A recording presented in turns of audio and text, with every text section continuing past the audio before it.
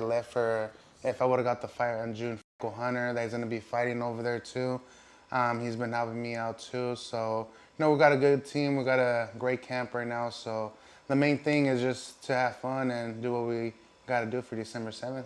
Take me back to before the first fight. We met in Vegas, I think 4.5, 5 weeks out, and you said to me, you're going to shock the world, you're going to beat him. You're absolutely convinced. Were you just telling yourself that, or did you really, in your heart of hearts, think, this guy's not as good as me? Well, of course, man. As fighters, we have to have confidence. We have to believe in ourselves. So I believed in myself. I had the opportunity one time with Joseph Parker, and this time I wasn't going to let this opportunity go. So I was going to do anything that I had to do to win that fight, and that's exactly what I did June 1st. You chased him. I mean, you followed Eddie, you got onto him on social media. You wanted to fight badly, didn't you? But did you feel that you'd had that one fight just before, that you'd had enough notice to be able to do what you could do best? You know what? After I fought Alexander Dimitrenko, I felt already ready. I felt in shape. I didn't feel that I didn't really care about the 5 weeks, 6 weeks that we had left for if I would have got the fight on June 1st. So I felt in my mind I was already prepared, even though I was harassing Eddie Hearns. Come on, bro, give me the opportunity. I'm ready.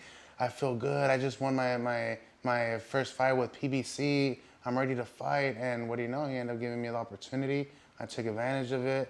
And I kept saying, before I even got the fight with AJ, I kept saying, you know what? They would tell me, who would you rather fight? Anthony Joshua, Tyson Fury, or Wilder?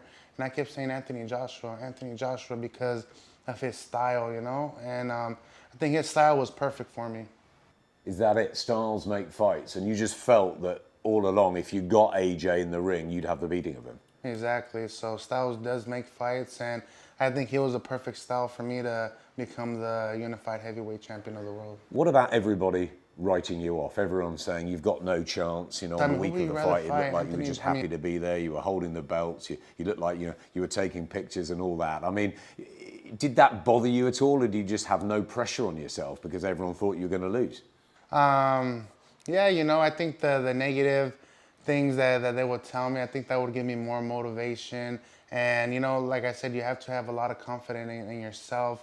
And once you go in there, you got to become a killer inside the ring. So there's one video that my dad says, oh, once they touch Andy, he becomes a devil or something like that. But I don't know, man. I just did what I had to do. And like I said, I had a lot of faith and confidence in myself. And I just knew that I was going to die trying to win the heavyweight championship.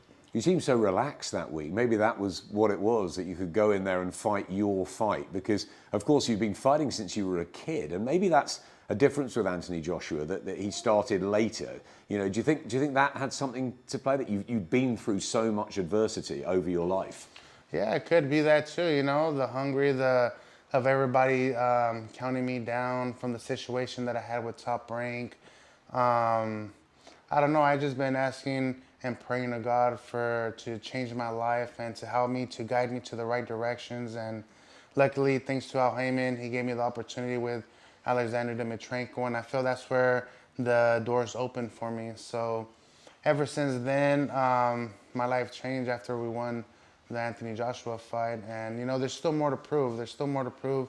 I don't want to go over there and give him my bouts that I've won fair and square, but I do want to prove everybody wrong that it was the hard work and dedication, the faith and the confidence that I had. It was a huge night in the Garden. People started saying Anthony didn't look right when he came into the ring. He was being massaged. There was conspiracy theories about him being knocked out in sparring, all of this stuff.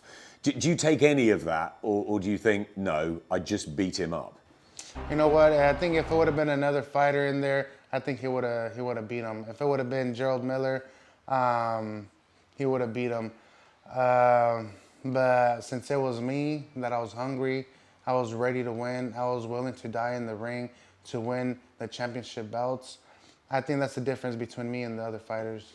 You think it's inside you? Of course, it's inside me. I've been doing this since I was 6 years old. This is the only thing that I know how to do, and thank God everything came through, and, you know, I followed my dreams and they came true. First couple of rounds a bit rough, then you found yourself on the count.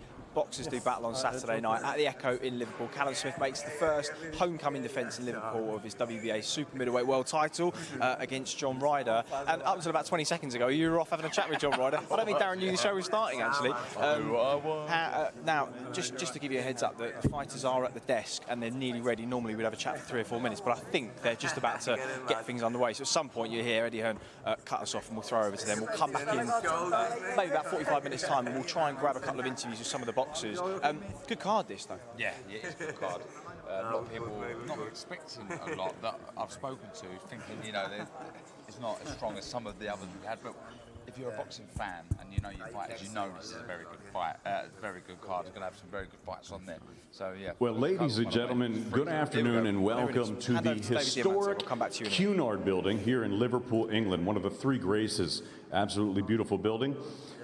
For the final press conference for this Saturday night's incredible night of boxing action taking place here in Liverpool, England. Now, it's all being brought to you courtesy of Mr. Eddie Hearn of Matchroom Boxing, and it'll be broadcast live around the world on Sky Sports and DAZN. You know, in the past couple months, we've been in some great cities. Newcastle, London, Manchester, Los Angeles. After this, it's Monte Carlo, off to Saudi Arabia, Barcelona, back to London, and then Phoenix. But Liverpool is one of everyone's favorite fight cities, and not just in England, but really around the world. And speaking of England, I think it's very safe to say that British boxing right now is absolutely buzzing. And this fight card is a great reflection of that. All the fighters on this card, on the televised portion, either come from England, Wales, or Northern Ireland. So it's UK all day, or should I say British fights all night. But I think it's safe to say we've got a cracker on our hands this Saturday night at the M&S Bank Arena. So ladies and gentlemen, here to introduce you to all the fighters and tell you all about it, the man that put it together, the president of Matchroom Boxing, Mr. Eddie Hearn.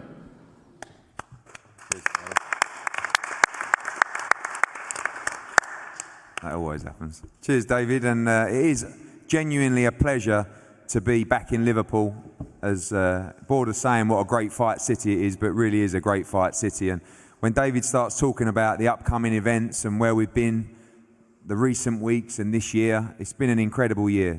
I think we're going to be over 40 live shows by the end of 2019, and a big finish coming up, of course, on Sky Sports on Saturday night. What a night you've got. You've also got the Golden Tournament by MTK on Friday night. On Saturday night, you've got Callum Smith against John Ryder, domestic world super middleweight clash. And then in the early hours, Deontay Wilder faces Luis Ortiz. That's your action for Saturday night. From here, as David said, we go to Monaco next week, then we go to Saudi Arabia, then we go to Barcelona, then we're in London, and then we finish there in Phoenix. It's been a mad year, a crazy year, and we've loved every minute of it. We've seen so many fight of the year contenders, particularly recently, and I think on Saturday night you're going to get a lot more of them at the M&S Bank Arena live on Sky Sports and on DAZN across the US.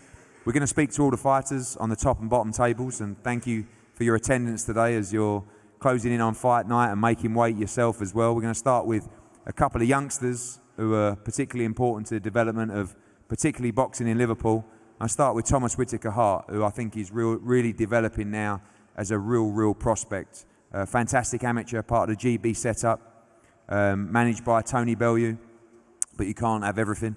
And really starting to look very good now as he starts his assault on the 175-pound division. Thomas, good win for you in Newcastle, and must be great to be back in Liverpool on Saturday night. Yeah, I'm made up to be back here fighting in my hometown. The training camp's gone excellent with Declan and Joseph and Paul, so I'm just hoping to get another good win and hopefully try and get him out of there, really. A good opponent on Saturday. I saw him fight, I think, Hosea Burton on a show in Manchester recently, and you're starting to look like you're not far from moving up towards 8 and 10 rounds now. Yeah, I've a couple of sixes and then... Look at that man haircut. Did they just put a bowl on his head and just cut around it? No, that's like a sauce plate. They put on his head and just cut around it. Marcus, Molloy, big card for you to be a part of on Saturday night. Steve Wood telling me great things about you. Ready to go this Saturday. Yeah, made up to be on a show this big, especially in Liverpool, so early on in my career. Just want to say thanks to Steve and my team. and just looking to impress and put on a good show everyone. No, the WBC trying to fucking. Boys, look forward to seeing you both in action. As we move to a brilliant British lightweight title eliminator between James Tennyson and Craig Evans. I love fights like this because I think James Tennyson up at 135 pound is a real problem for the entire domestic, potentially European, potentially even world scene as well. Craig Evans, a very good fighter. Great to see Gavin Rees here as well, former world champion. Great guy. Seen him in some great fights on Matchroom and Sky. And he really believes Craig Evans can do the business on Saturday night. Interesting as well that Joe Caldina, the British lightweight champion, will fight next week in Monaco at super featherweight. Very good chance this title might become vacant following his hopeful victory in Monaco. Start with you, Craig. A big opportunity for you on Saturday night and a must-win fight for you as well. Yeah, I'm getting on now, 30 years of age, but yeah, I'm looking forward to it. I trained hard. You're young, lad. What's that? You're still young. But yeah, I'm feeling good. I trained hard, so I'm just looking forward to Saturday now, come Saturday.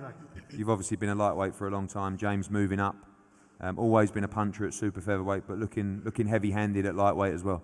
Yeah, he's a puncher. His record says that, doesn't it? So, but you got to land a shot on me first to fucking to do the damage, Sorry about the language. James, a good win for you last time out against Atik Shafiq, one of the knockouts of the year. Up at 135 pounds now. Again, must-win fight for you, but feeling good. Obviously, probably a lot better than you did when you were making 130. Yeah, feeling good, feeling real good. The move up to the world, I'm feeling absolutely brilliant. So I want that haircut. Looking forward to Saturday night, another big show, another great fight for me. And I've got the tricky, tough Craig Evans, so I'm expecting a night's work with him. But I'm ready. I'm real ready, and I know that Craig Evans will stand between me and some big fights in the future for next year. So I'm ready and looking forward to getting the show on the road. I know you won't be overlooking Craig Evans, but you have boxed and picked up European titles, British championships, fought for the world title as well. What am I doing with my life? Looking to get back on that stage as soon as possible. Absolutely, listen, that's exactly where I want to be, up in them sort of fights. And like I say, Craig Evans is the man in front of me, so I need to deal with him on Saturday before I can think about looking at any fights I got for the future. Thank you, boys. Looking really forward to that one. 8 o'clock in the morning over here, mates. James Tennyson against Craig Evans. Great to see Stephen Smith back on this card. Been involved in some huge fights in the UK and also stateside as well. Swifty, welcome. Stephen Smith back. Remember his ear almost got tore off? Addition to the card, but important fight for you as you continue your rise back into challenging for big fights on Saturday night.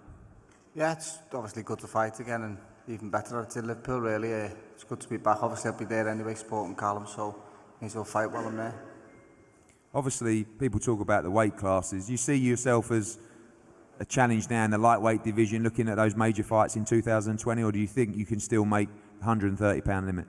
I don't know. I think 130 is behind me. I think that I'm on the last, obviously, the home straight in my career. I don't think that's no secret. I think my next loss was my last, so I don't think I want to kill myself and make weight and lose a fight. I'd rather just get in there and see what I've got left. So I'll be doing it lightweight. Thanks, Swifty. You can act as the man in the middle between these two. It's Liverpool against Birkenhead on Saturday night. This fight, Masher, this fight offers me nothing, yo, and I'm sitting here like, sad individual that I am.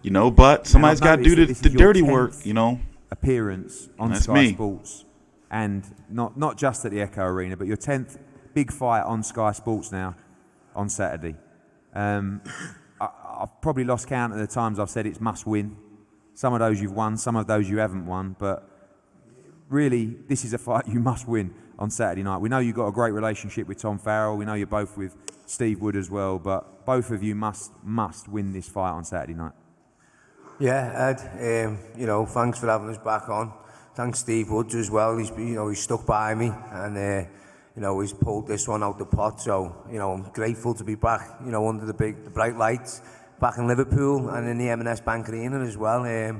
It feels, gotta fill these dates. When you have those television dates, you gotta fill them somehow, some way. As you said, remember, David Price was supposed to be on this card. Big stage, 10-rounder against me mucker here, Tom Farrell. I'm looking forward to it, really am. As much as Tom is, it's going to be a great fight. I think everyone's going to be looking forward to this. Stepping up the weight as well, do you know what I mean? So, you know, I've trained and I've enjoyed, you know, training in camp in a full tank. So yeah, it's just like everything's just happened for a reason. Everything's just fell into place nice, and I'm excited, mate. You know. I mean, on the bright side, it gives us a full day of boxing if you're going to be in a crib all day. Table, mate, but hopefully. Joining sometimes you guys don't understand what I got to go through. In Anfield, so can't wait for that. I'm telling you. Yeah, I'm going to sit through this card, this whole damn thing. Another big spot on a Liverpool card. But you have been involved in a Birkenhead-Liverpool fight before with Tom Stalker. Slightly different energy in this one in terms of the rivalry between the two of you. But going to be great support. Tom has sold huge amount of tickets on Saturday, and we know you got your boys coming from Birkenhead as well. Yeah, and Liverpool, mate. You know, I'm close to both cities. Well, city and town. So who is this man? You know, the build up again with Stalker was a bit different than this one, but it's a different sort of build up. But you know, have I seen this lad fight before? I had to. Let me look him up. It's a must win. I've got to win. I'm gonna win. And, you know, just looking forward to it, and you know, I wish me and Tom all the best and best of health as well. I've enjoyed it, and you know, thanks to Tom as well, because he's a cracking lad, and we've both been able to just get on with it. You know, have a laugh. I've been spying on him. He'll tell you about that. So yeah, it's been good fun, you know, and that's what it should be: good fun, entertainment. Because we get in the ring, we're putting our lives on the line, and that's when it gets serious, and that's when it becomes business. So, you know, I'm really ready for it, mate, and I want to thank you for it as well. Thank you. Well done, Masha. Always a pleasure having you on. Tom, same to you, really. Must-win fight. You've been involved in some big fights at the Echo So he Arena grew a beard like Fred, huh? well. He's a badass and, now, Sean Dodd. For you on Saturday night. Yeah, massive fight and another massive occasion where title defence for Callum, and you know, it's good to be in a big fight on the big stage. I think we're going to be live on Sky, and yeah, if you look at loads of fights over the years where the build-ups and the haven't made and the arguing. Nah, let's muscle through this press conference, and we're going to talk about the 168-pound division and Callum Smith and Canelo and all those guys. Just being two proper gentlemen, you know, we get on dead well. I'm not going to try and force a rivalry that isn't there. We're just two fighting men. We're going to put it all on the line on Saturday night, and you know, we'll put a good show on. I'm sure it's going to be one of the fights of the night. I'm just looking forward to it. Going to be a great atmosphere in there on Saturday. One thing we've always known with you is the support that you have. Again, huge amount of tickets sold on Saturday night. City's going to be out supporting you in full against Masha. Yeah, there's loads coming, and you know, loads of people from Birkenhead have been messaging me and saying, you know, I can't believe you're fighting Masha. You always cheer you on when you're fighting. So it is going to be a mad one, because no one sort of expected me and Masha to be put against each other. But yeah, it's going to be a busy night. Probably 500 plus coming to watch me, and then, you know, 400 or 500 to come watch Masha. So it's going to be a busy one. Not too sure what time we're on yet, but I think they'll get in there early, and we'll put a good show on for the fans. Cheers, lads. Can't wait for that one. Sean Dodd against Tom Farrell on Saturday night. Another very, very interesting fight. And again, when people are talking about the future for these guys, sometimes y'all better leave Kato Dobo alone. Barack gonna get y'all. 48 hours he a big away. dude, you know, no homo. I mean, I'm big too. Harry Scarff I'm fat, but I'm like a unit. The WBA International Middleweight Championship at the Echo Arena. Harry, start with you. Thanks for taking this challenge. I think, firstly, what a great performance from you last time out on Channel 5. Shocked a lot of people, and looking to do the same on Saturday night. I know Clifton Mitchell's got a little twinkle in his eye. He really fancies this one, and again, massive support. What is with these haircuts? Look at Mr. Peaky Blinders up there. That's it. You know, first and foremost, it's good to be back in Liverpool. Used to box for the Solly, so I'm happy. Used to being up here, you know, and in terms of this fight, it's another step up, but I'm more than happy being the underdog, and we're more than ready for this fight. You were the underdog last time out. You ended up getting a prime time slot on Channel 5, and worked out very well for you. A lot of people talking about Fowler, Fitzgerald and other fights for Anthony Fowler. Do you think that people are underestimating you in this fight, and it could be a great opportunity for you to come up on the blind side? Yeah, I think so. You know, he's going to be focused on Fitzgerald. He must think about that rematch every night when he goes to bed, you know. But he's in a proper fight come Saturday. Proper fight with me on Saturday. Fowler, proper fight on Saturday. I know you've overlooked people in the past. You won't. Yeah, he's sharp. I ain't gonna lie. He's sharp. I wish I can get that haircut. It's going to be a tricky fight. Yeah, of course. They're all must win, mate. It's my job, innit? So I prepare for it correctly. I watched Harry's last fight and he done well. The last round he showed a lot of heart, showed he's a hungry fighter, so it's been easy to get up for the fight. I've been working so hard. I've trained better for this than I ever have, and my coach will back me up. He's given me no bollocks this fight, so must be doing something right. And I just feel good going to this fight, you know. Like last fight I was generally scared of losing. I had a lot of pressure on me and I felt like nervous for the first time in my life, whereas this fight I've got no nerves at all. I'm just supremely confident, and I think I'm going to shine Saturday night. I think Harry's thinking I'm going to say, they've watched that fight against Fitzgerald and thought the stuff they can expose, but I've righted them wrongs, mate, and I'm going to show it on Saturday night. A lot of people in the analysis of this fight think it might be tricky for you early on in the fight. You son of a bitch, I've been looking for you! Early on and try and break him down as quickly as possible. Yeah, it's about being clever. Like, he is tricky. He's got a horrible style, like his nickname says. And I think Jack Flatley boxed the wrong fight. Like, give him a lot too much space, let him stay comfortable in there. Whereas I've seen all these styles before. I've boxed Kazakhs, Cubans, Russians. Not only can do, it's not ever seen before. And that's going to help me a lot in this fight. Look forward to that one. Fowler against Scarff for the WBA International Light-Middleweight Championship. For me, I think this next fight really could steal the show as the fight of the night. I think Craig Glover against Chris Billam-Smith for the Commonwealth Cruiserweight Championship is just a great fight. Interesting dynamic, of course. Craig Glover, managed by Tony Bellew, Chris Billam-Smith from the Cyclone Gym and trained by Shane McGuigan as well. Both been in great fights on TV before. Both have had opportunities and some have fallen short, some have come through those, but what an opportunity for both guys to really establish themselves on a prime time slot on Sky Sports, shown all around the world, and really try and gate crash this domestic cruiserweight division, which is on fire at the moment. Chris, I'm going to start with you. Welcome. We saw you at the launch press conference, obviously coming off a very close fight with Riakporhe. A lot of people thought you won that fight, you felt you won, but putting that behind you, golden opportunity on Saturday night. Yeah, it's a great opportunity. As soon as Shane told me about the fight with Craig, it was, you know, I've got a lot of respect for Craig, but I knew look at us here on a Thursday morning. Take and win, and that's what I got you know, excited about it, because we didn't really have anything lined up, just a tick over fight. So this really put the fire back in my belly, especially after the last fight. It was you know, I got a feel for it. I got a taste for bigger shows and domestic fights, and they're the ones we want to be in as fighters. I want to taste. So yeah, I'm looking forward of some to poontang. Yeah, talk us about that. When you talk about it's been too long. You lost a very close fight to Riakporhe on TV. Sort of 9 out of 10 fighters would take that tick over fight, but this opportunity come around. Obviously, it's big risk for you now as well. You know, back-to-back losses would be a blow for you. But also, you know, it took me a long damn time to realize that PBC don't be having no ring girls. What the fuck is up with that? Yeah, it's exactly that. No women's boxing, no ring girls. They hate women over there. We weighed that up, and that's what we see it as. And it's the fight game. We're not in it to have 6-round takeover fights. We want to fight, and domestically, like you said, cruiserweights is a great scene at the moment. So it's about boxing and basically taking all those opportunities that we're given. Otherwise, you can get forgotten about. And I think me and Craig will put on an absolute barnstorm of a fight on Saturday night, and it'd definitely be one to watch. Yeah, a lot of people talking about this potentially being fight of the night. Shane McGuigan says you've had a great camp. I'm always on Goose Melly Instagram. Do you believe you win this fight inside the distance? Yeah, I think so. I've got a lot of respect for Craig as a fighter, but I think that's what will bring the best out of me. We've sparred before. It was only 6 rounds, but I've watched Craig's fight.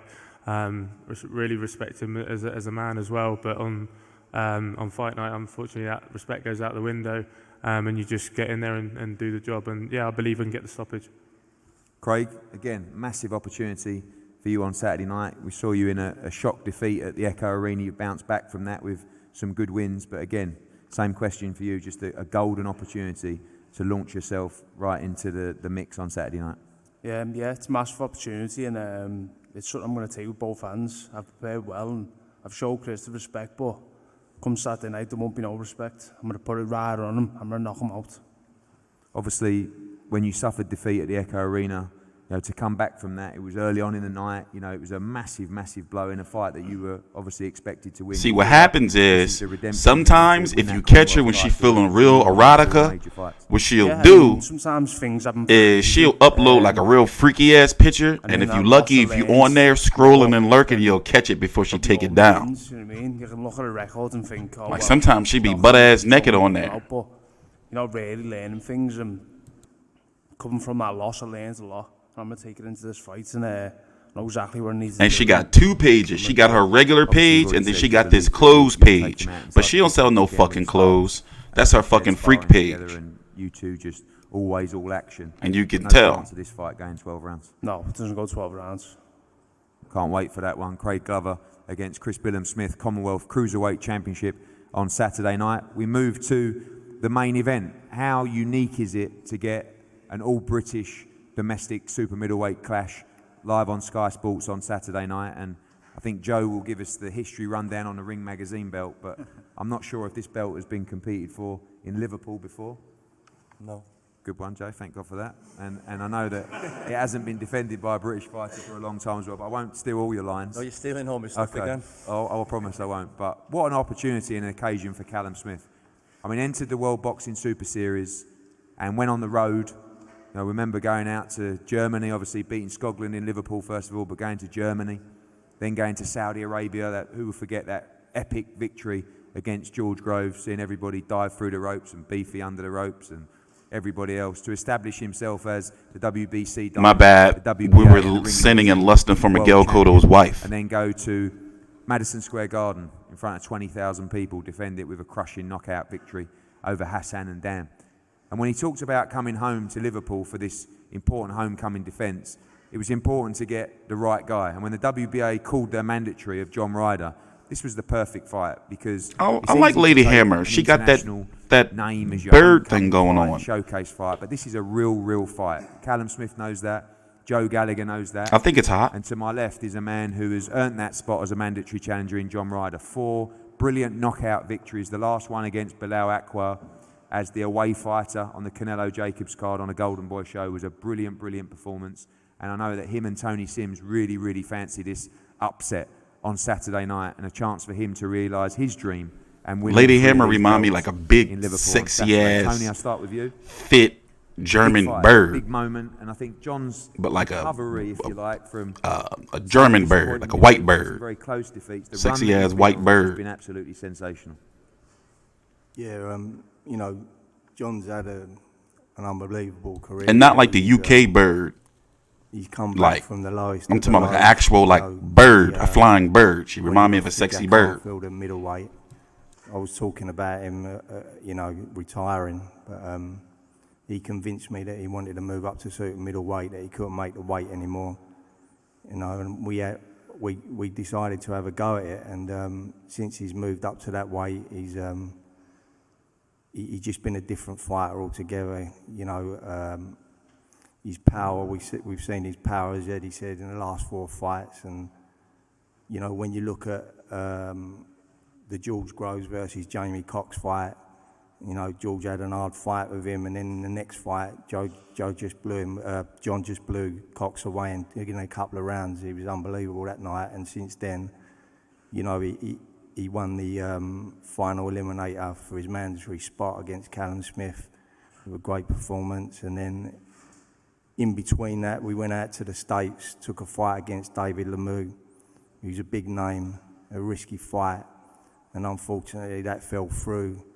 They put someone in front of us called Bilal Akwa, who we didn't know whether they was trying to turn us over out there or not. We didn't know nothing about him. We knew he was 20-0 with a lot of knockouts, and John blew him away as well in 3 rounds. So not only has he earned his position as a mandatory challenger, but he's took a risky fight in between to become the interim champion, and he fully deserves this fight on Saturday night.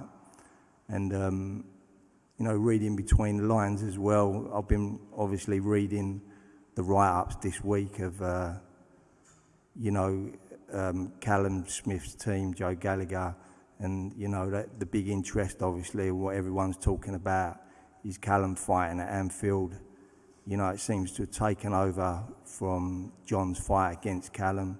which is, you know, a natural thing for their team to be thinking about. If I was in Joe's position, you know, I would be thinking about the Canelo fight at Anfield or the Golovkin fight at Anfield, because that's the fights that you want as a world champion. Cotto got this at home and he be laying around with that man. In fantastic condition. I'm talking about like in the bed. I don't know what they do, but it's just weird. Holding hands and shit. And he's got himself in fantastic condition, mentally and physically. You know, and in the gym we call him the human tank, and that's what he's going to be on Saturday night, and he's going to give everything he's got.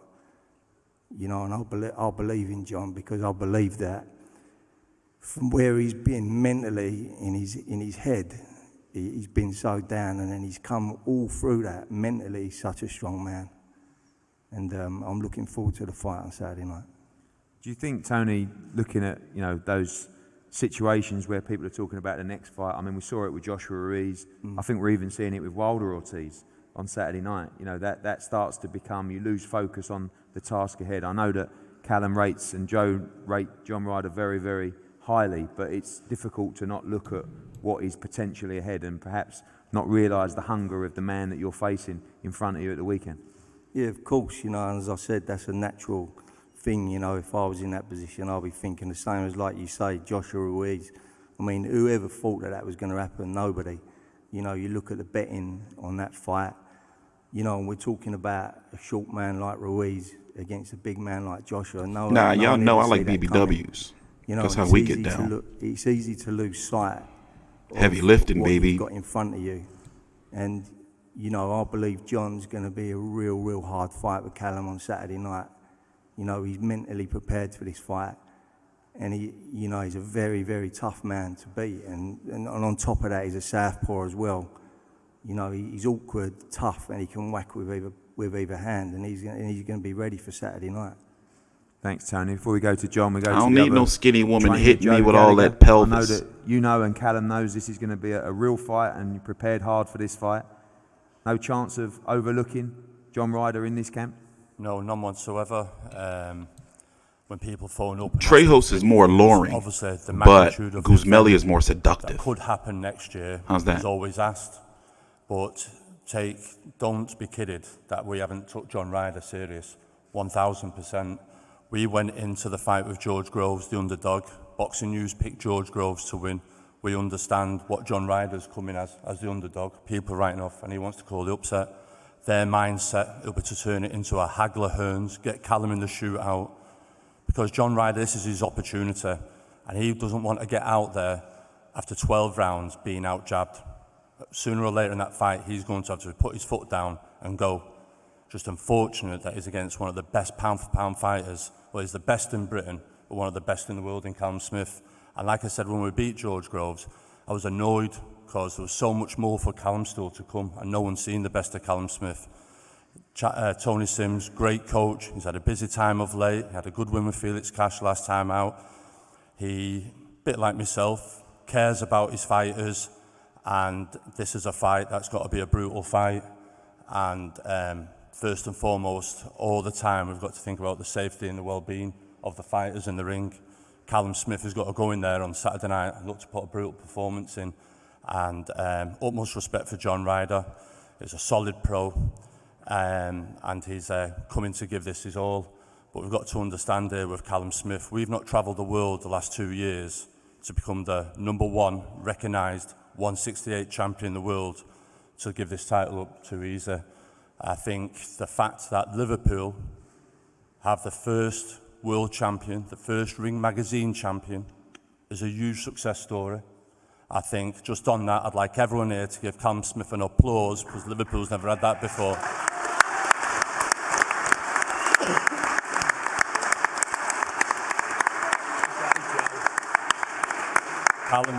Callum's come from a fighting family, but not just a fighting family, it's a fighting city, Liverpool. Look, y'all know I'm still scrolling. Look at her old thirsty ass. Season's greetings, motherfucker. Callum Smith's got to go in there in any which way. John wants to bring it on Saturday. Callum will be fighting. Look, thirst trapping. They know what they doing. Unfortunate, John Ryder's just got to come up against Callum Smith, who's about to. Cotto can't be mad. We looking. It's out there for the people to see. This is Callum Smith has took his eye off. We've flown world-class sparring partners in from America, Russia, Germany. If we were taking know we people watching. live, we wouldn't be doing that. Callum Smith is Live. meticulous in his preparation. Anyone that's trained him along GB or as a professional knows his attention to detail is second to none. And he's going to go in there Saturday night and put a show on and come out still recognised as the #1 super middleweight in the world. Thank you, Joe. John, I think a year ago, well, maybe not a year ago, but certainly 2 years ago, to think that you'd be sitting here in touching distance of these belts, particularly this Ring Magazine World Super Middleweight Championship, would be just a crazy idea. We are the people, you've earned it, and the Saturday footage is night, you have out a there. chance to realise your dream. Yeah, The photos are out there. I always had the inner belief that I would get back For to us that to stage see. given the right opportunities, and we've worked hard in the gym. Me and Tony got on board with Dan Lawrence, and On a real note, what if this guy John Ryder fucking Callum Smith up? Obviously, their team does get asked the questions of Anfield and the next fight and the next fight. Does that give you added motivation in this fight? Do you feel like you've got even more to prove that people are overlooking you in this fight? look, listen, if you buy a lottery ticket, you consider what you're going to do with the winnings. You haven't even won it yet, do you know what I mean? But I get it. He's the champion. He's #1. There's these big options out there for him after, but they say they're not overlooking me. I believe that I've trained as the underdog, and I will go in there and put a performance on Saturday night. Going into That's my biggest concern, JC. Liverpool, That's my biggest facing concern. the recognised #1 in the division, you have to go and take this fight on Saturday night. No excuses. You've got to put everything on the line. I remember before I was in a relationship and shit, I used to look at her photos and look in her eyes, and I used to see she was yearning for something. Liverpool as a city, as a fighting city, And I can pretty much kind of see that Kodo wasn't giving it to her. And even fight on. But yeah, I'm the away I saw fighter, that. and I fully expected to get treated like the away fighter.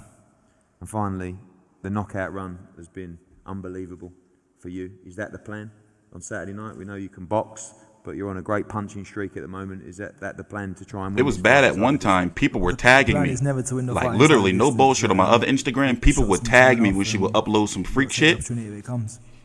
And sometime I would be too late because she would have already took it down. Homecoming for you. It's But been it a would be long time screenshotted coming. and sent to me Travelled the world in my Facebook picked up Messenger. This great jewellery collection in front of you. You've now recognised as the #1 super middleweight in the world, but also recognised that this is a real fight. This isn't a gimme homecoming defence. This is a real tough fight for you on Saturday. Yeah, it is. It's a tough fight, and I think anyone who's been in the gym with me, as Joe said, will say I've treated it that way. I'm too professional. I'm too switched on to take my eye off the ball, and every fight since my debut's been a must-win. I've always set the bar really high, and I always wanted to be in the position I am now. So a loss along the way would have derailed those plans or set me back a year or two. So I treat every fight the same. They're all must-wins, and I'm in a position now which I always envisioned being a world champion, topping the bill in my own city in front of my own fans, and I'm proud to be from Liverpool. It's a great city, and I'm looking forward to walking out as a world champion for the first time. How much does that hunger still burn in you? You know, sitting there with these belts in front of you. You know, when you're a fighter coming through, the dream was to become a world champion. You got a fighter facing you on Saturday will give everything to try and realise his dream as well. The hunger still very much there as you move into a real career-defining points of your career. Yeah, massively. If it wasn't, You know I then ain't going to I'd no have damn retired after Saudi the Arabia. tournament.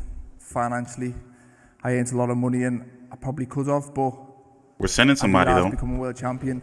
The wheels are in motion right now. We got our I know I've creds. got a lot more in me, and I won a Sweet. world title without really showing exactly what I can do. I believe I'm a better fighter than people have seen, and I want to just maximise my potential. I want to be in a huge fight. I want to test myself against the best in the division and see how good I really am, and them fights only happen as long as I've got these belts in front of me. So Saturday's a must-win fight for me, and I'm looking forward to it. I've had a very good camp. I feel good, I feel strong, and I'm ready to do a job. And John's a good fighter, but I don't believe he's good enough to beat me.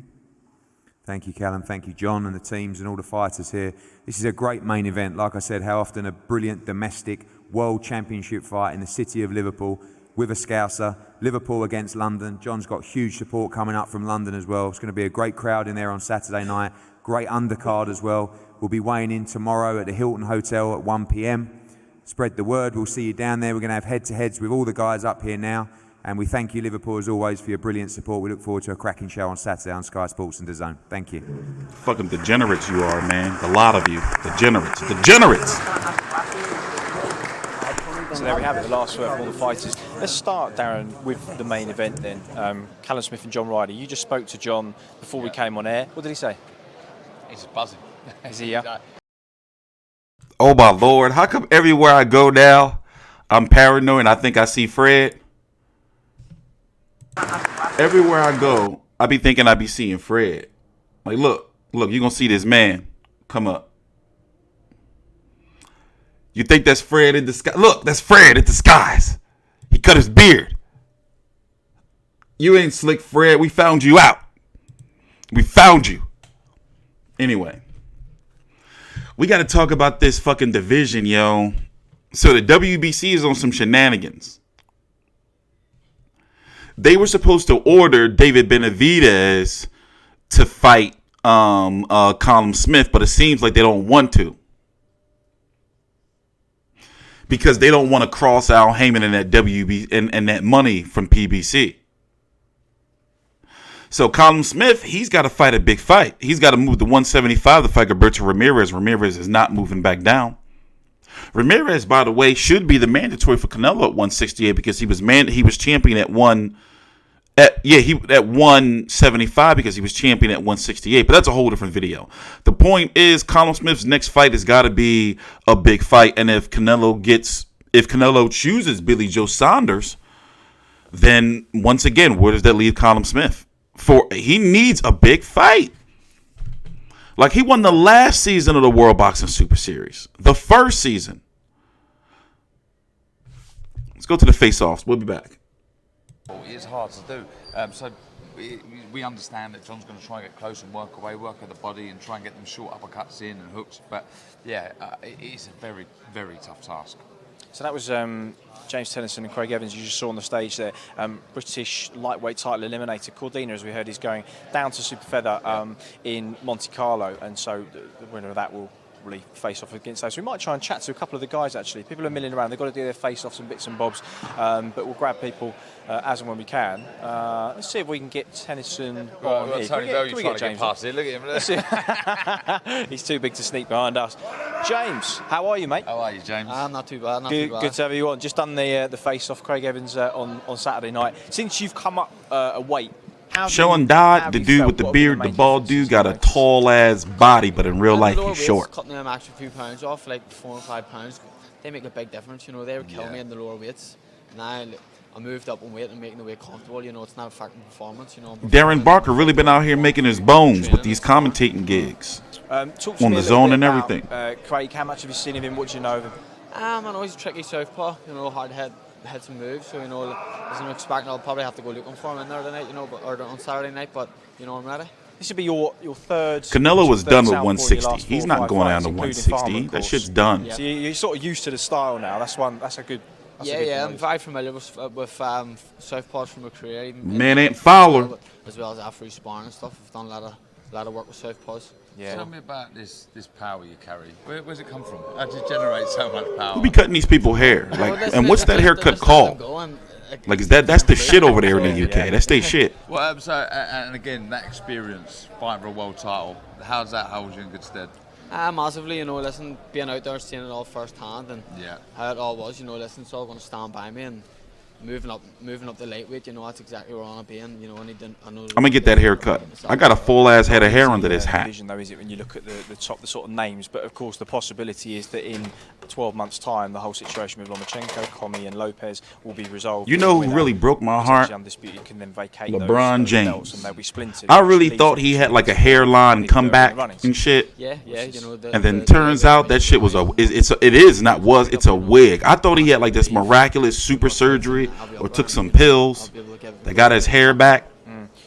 But that shit is a wig. It came off like 3 weeks ago. Very elusive, very tricky, very slick. In a game. What was it you learned from that? It came off. Take away when you watched that back when you were in the ring itself.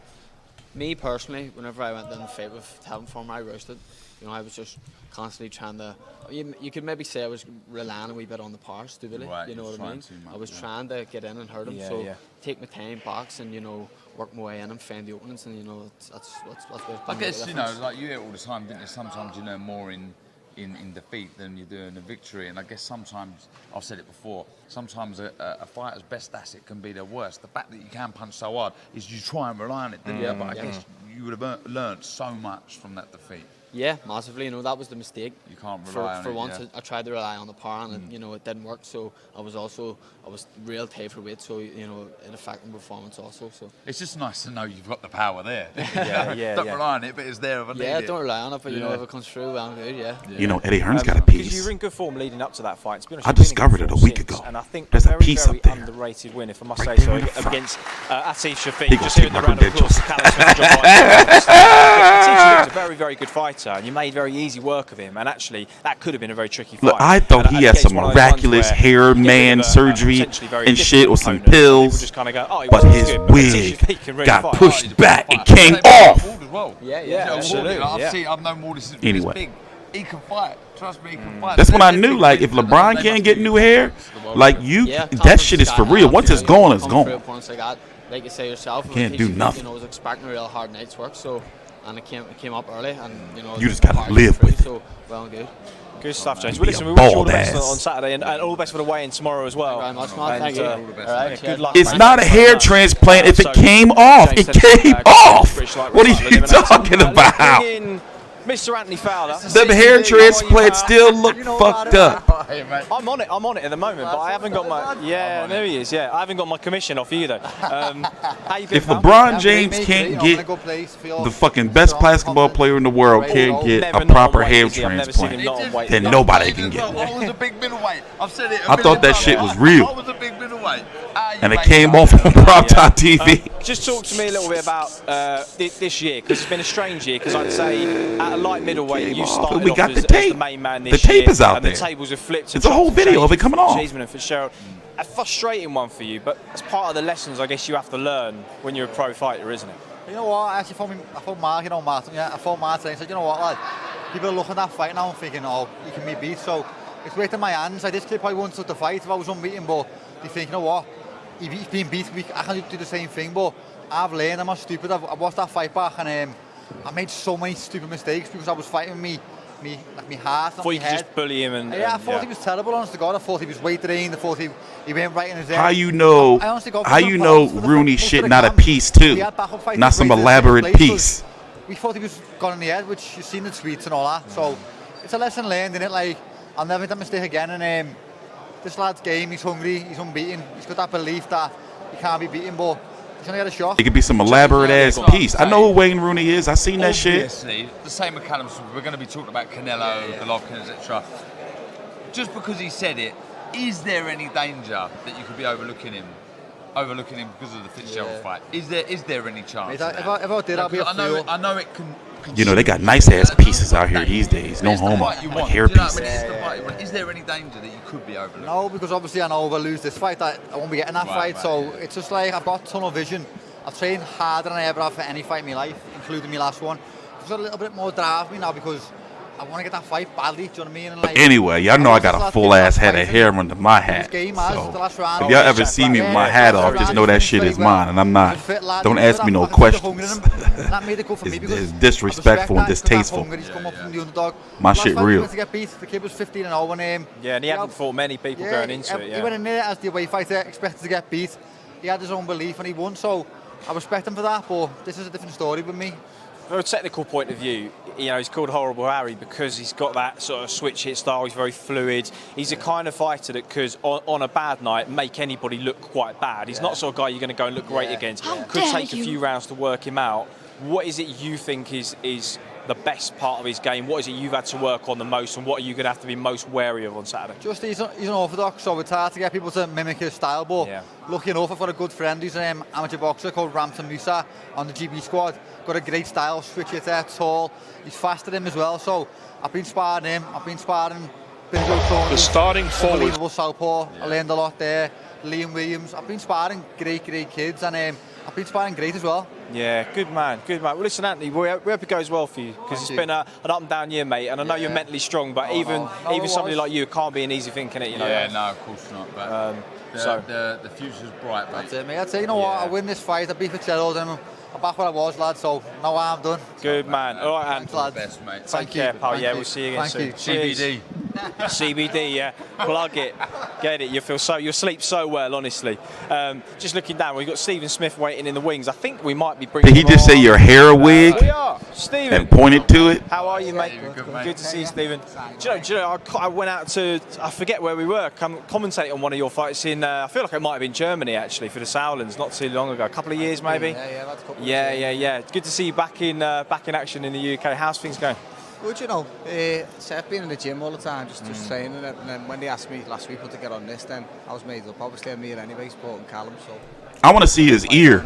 Can you kind of take it or leave it at this stage? Are you at that point I don't now? think I can show the footage, because it's probably going to be, they're probably going to like age restrict my video. But remember, his ear almost got chopped off by a punch or some shit. Remember? His ear almost, like, it was like hanging off and shit. Stephen Smith? Or the brother Smith? Getting in at my last loss just because I was weight trained. I want to do it properly and know whether I had it or I didn't, know what I mean? So I'm in the gym and fit, so get another fight and just see how far I can go. I know you're sorry, mate. I know I guess you're taking the pressure away from yourself these days. But is the fire still there? I knew that's what you were going to say. Yeah. Do you know what, mate? Yeah, it's obviously different. I think my life changed a lot when I had kids. Yeah. I think boxing was my life. And I think when I had kids in my life, and I think boxing sort of did take a big step back. And it sounds strange, but until you go through it, you probably don't understand exactly. But yeah, I think now I'll probably spend more time driving my kids around the footy and stuff than I do getting back and forth from the gym and stuff and resting. But you know what, it is what it is. I wouldn't change nothing. And I think I've given everything I had. So as far as I get, I'll be what it should have. So is it a case of taking each fight as it comes now? Like, is there a short-term goal? Is there any goals at all? Is it to win titles, or is it just to take each fight as it comes? Yeah, just obviously get a win on Saturday. Yeah, I'm pretty sure the ear that got fucked up is on the other side. I want to try and get a European title. If I get a European title, I'll know then whether I can push on and get one more shot at the world. If I can't win a European, I'm retired anyway. Do you know what I mean? So again, it's just basically as I go. If I lose, I'm done. So I just keep going till I can. Yeah, because I suppose that's the other way of looking at it, isn't it? You can say, well, maybe the fire's not quite what it was, but at the same time, if you go and relax and box freely, that's as long as you're fit and in shape for a fight, which is what you are, then that's another thing, because pressure can do funny things to fighters. Whereas if you haven't got that pressure, that could lead to some really good performances. You just don't know, do you, I suppose? It's good that you're enjoying fatherhood. Obviously, Callum's right in the thick of it now. He's the main man from the Smith family these days. Joe was talking about some good sparring partners. Anybody in particular that's impressed you? No, he's flew obviously with the southpaw style rider and he's short. Do you know what I mean? Callum's obviously big for the weight, but rider's short. So we've had to get different kids in because you can't really spar with like middles and light middles for the size. We've got to get light heavies in for sparring to get good sparring, but he needs to have them short. So he's got there was a German kid over who wasn't too bad. He's had some good rounds. I couldn't say his name. You're one of the Sauerlands boys, is he? Maybe so, yeah, I'm not sure. I've just seen him in the gym say hello. Don't speak much English, but he's had a few good kids over. He's had a few rounds with the American kids who matched him with signed. Williams, he's a good kid. Ammo Williams, we spoke to him about that, and another kid, he's had different sparring all coming in, so Callum's a perfectionist, know what I mean? He does everything right. And one thing you never hear, though, and maybe it's too early. I don't think so. You would have heard something by now. But Eddie Hearn fighters never be fucked up. Like they never, you never hear about them having money issues and all that type of shit. Good to see you again, and all the best for Saturday. Hope it stays that way. Mate. Stephen Smith in action. You'll never hear about no shady shit. Night. We will be here tomorrow for the weigh-in at 1 o'clock. It's at the Hilton, isn't it? It is at the Hilton. Your favourite. Now it was different when his pop was running shit. He even confirmed it a little bit. They had a lot more control than they do now. More than welcome, open to the public. We'll be here talking you through it on Matchroom Boxing social media if you're elsewhere. So 1 o'clock tomorrow, Matchroom Boxing social media, the weigh-in, Hilton in Liverpool. They didn't have as much control as they do now, meaning.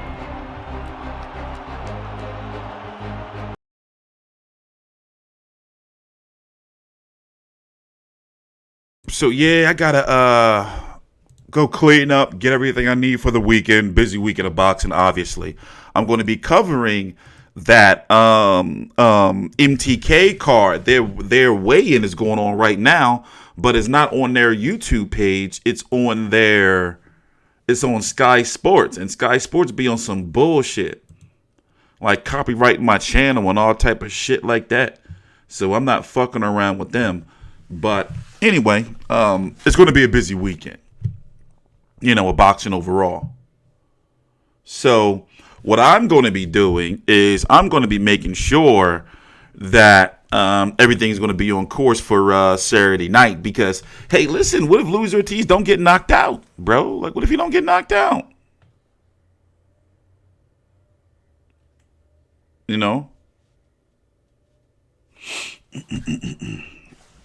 By the way, while we're here, we need to make sure we take care of this business and talk about how the WBC is fucking over Callum Smith. So basically, when Callum Smith was in the World Boxing Super Series, he won the WBA Super World title of the Ring magazine and the WBC Diamond. That WBC Diamond, and I remember, what's supposed, don't you do it, what are you doing? And I remember the WBC Diamond was my dog. I remember the WBC Diamond was supposed to make him the mandatory for now WBC champion David Benavidez. Remember, David Benavidez just got his belt back after he failed the drug test. Then he fought Anthony Durrell, who got what happened with the first Avni Yildirim fight anyway? The point is, now David Benavidez has to fight Avni Yildirim and not Callum Smith. It's all fucked up over there. And to keep out the mumbo jumbo, I feel that the WBC does not want to go to Al Heyman and say, well, listen, Al Heyman, he's got to fight Callum Smith. I know that he's over on the zone, but we're going to have to strip him if he don't.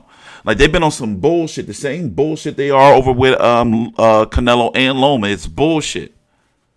So in regards to Billy Joe Saunders, hold on 1 minute. And in regards to Billy Joe Saunders, my bad, hold on 1 minute. Let me put him in the cage. I feel like I'm the best in the world. I know I'm the best in the world. I say it, I say it boldly. I say it with confidence. I say it with pride. And with that being said, I must get a fan what they're hungry for, and that's exciting fights. The heavyweight division was in a dark place at one point in time, and now there's light shining on it. It's on fire, actually. And and with that being said, I must keep it going as a champion. I gotta keep it going. So, me looking up on the landscape of the heavyweight division and seeing that still this man had no opportunity. He had to fight lower opposition, because no one would give it. So, I look at this and I say, yo, I want to do it again. It was an amazing fight the first time. Even though he gave you trouble in that fight. Do you make adjustments in this fight? That's what it's all about. It is true, man. Dogs can be real assholes, like for real. Like when they say when they see you doing something, especially since I'm always with him, like they just be like, oh no, give me attention. Like, no, that shit is weird. Anyway, Caleb Plant is going to be fighting Alfredo Angulo because Alfredo Angulo wasn't supposed to beat Peter Quillen. You see what I'm saying? And then the plan is for David Benavidez to beat Avni Yildirim, Caleb Plant, to beat Alfredo Angulo, and then for them to fight to further freeze out. Basically, it's almost the same thing they're kind of doing with Terrence Crawford. Like, well, listen, David Benavidez and Caleb Plant can fight all these guys on our side, before they can even worry about guys over there. Like, I don't see how people not seeing what the PBC are doing. They're literally like fights like Terrence Crawford and Anthony Joshua. Those guys are never going to get PBC fighters as far as I'm concerned. Now that I see what the plan is of PBC making their own belt and Dana White and whoever's supposed to be coming in. So Callum Smith is like, looking at this division, unless he moves up. Danny Jacobs? They can start building that, but does Callum Smith and Danny Jacobs happen in what? There may be issues with Chavez Jr.'s fight. Danny Jacobs versus Chavez Jr. from what I've been reading. So what happens if Canelo fights Billy Joe? Then where does that leave Callum Smith? There is a good chance, though, it's seeming that, things are going to move forward with talks for Canelo just to get Golovkin out of the way. Like, that's the way, I'm hearing from people on the inside, that's getting close. Like, listen, let's get him now. Like, and it'll be above 160 pounds. You know, because whether you want to believe it or not, or whether Canelo likes it or not, and he don't, it's in his contract. He must fight Golovkin. And that's why he was pissed at Golden Boy. So just get that shit out the way now if you can beat him. That shit's still going on, bro. People not talking about it, but the writing on the fucking wall. And obviously with Endeavor they had some shit, some fucking Endeavor group, they had some shit going on with some stock shit, some business, corporate fat cat mumbo jumbo. Anyway, things are delayed. At least on Zuffa Boxing's part. But there's some shit going on there. And who better to help come and advise you on how to create your own system and pay scale and rankings and everything than a company that already has their own belts, like Zuffa with UFC. So that interview that Bill Wanger did with Chris Mannix, that just, opened the floodgates even more. And I know Chris Mannix know even more. He probably just can't say because he interviewed both Dana White and the head of executive vice president of sports programming on Fox. He interviewed them both on his podcast. So to get back to what I was saying, 168, if you're not a PBC fighter, is not that deep. You even see they got Chris Eubank Jr. over there, who can float between 160 and 168, but fight Matvey Korobov at 160. For the WBA interim, right? No less. Some bullshit. And whoever wins that fight, if that WBA interim is on the line, will likely be automatically signed to Al Heyman officially. As far as I'm concerned, you can consider Chris Eubank Jr. an Al Heyman fighter. As far as I'm concerned. You got Sergey Derevianchenko, yeah, but put it this way, Callum Smith's options are thin at 168 pounds. Unless Dimitri Bivol moves down like he's been saying he wanted to. But how big is that fight really, really, really? It'll be big amongst us hardcore fans who know who Dimitri Bivol is, who've been watching him on ESPN and The Zone, on HBO when he was there. But outside of that, how big is Callum Smith versus Dimitri Bivol really? Fuck Munguia versus Sullivan. Obviously, I'm going to cover it. I like Spike O'Sullivan, but they babying the shit out of Munguia. Like, I would have rather have seen the Jesse Vargas fight for real, for real. Like, at least that had more appeal.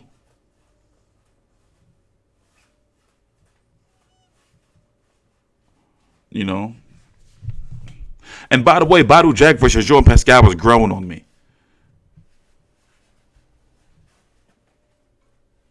Dana White was chilling with Floyd yesterday at the Celtics game. Yeah, man, shit's been cooking for a while. The man already said he's guaranteeing he's going to be working with Al Heyman. He said that I guarantee we will be working with the PBC and Al Heyman.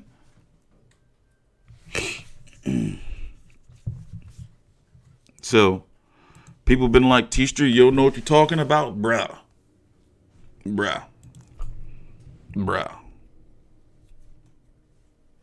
I don't think Spike O'Sullivan. You never know what Spike gonna show up. You never know which one gonna show up.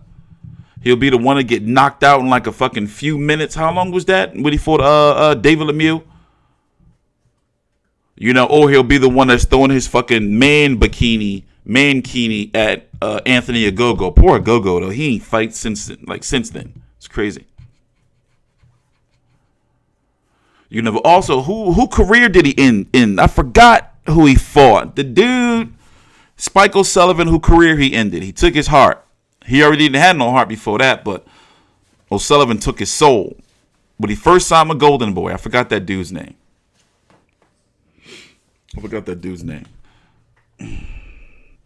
He was an up-and-coming fighter, and I believe he had fought Kutsertses. Forgot. I can look it up. Let me look it up. Up-and-coming black fighter. I think he fought him up in Canada. Gary O'Sullivan. Let me see. Hold on, I'm going to look up his name. I know. Antoine Douglas.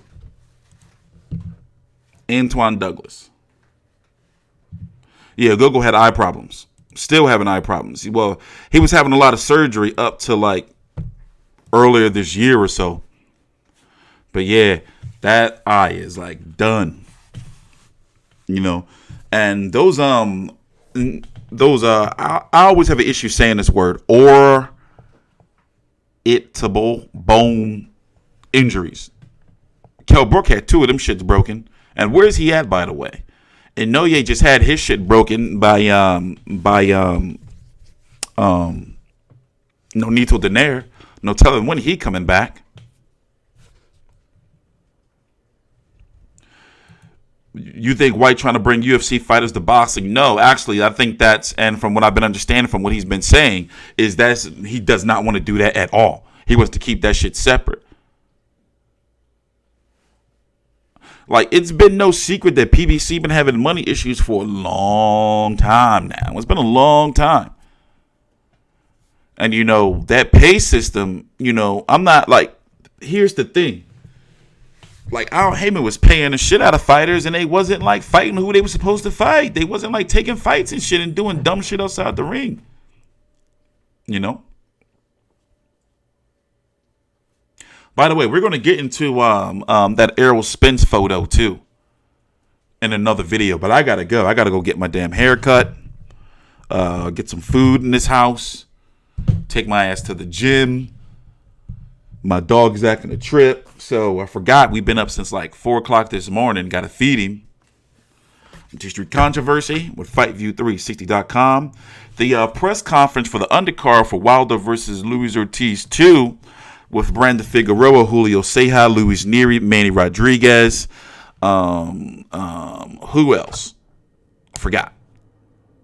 You know, well, anyway, that press conference is at 2 p.m. Eastern today, 11 a.m. Pacific. So if I'm done everything I'm doing, we're likely going to be streaming that. If not, I'm going to put out some single videos on some fights, you know, that are coming up. And also Saturday, Jesse Hart is having a turkey giveaway in Philly, and I'm probably likely 90% chance going to be going to that. So we're going to probably be live streaming that and getting some content. I'm T-Street Controversy with FightView360.com. Please subscribe. It's what it's all about. You know, I'd rather go through stuff or go through situations in the ring than go through my whole career being perfect. You know, what can I say, or what kind of legacy would I have if I went my whole career